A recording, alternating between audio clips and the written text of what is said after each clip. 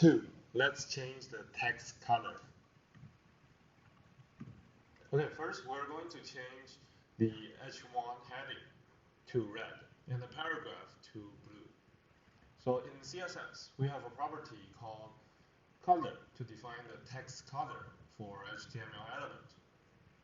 So here we have the body and an H1P, and then more we add style, and then we change the color to red for hello world.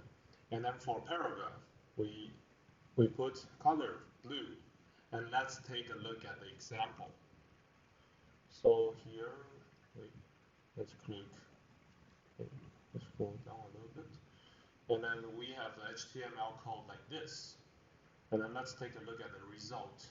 So the heading 1 is changed to red.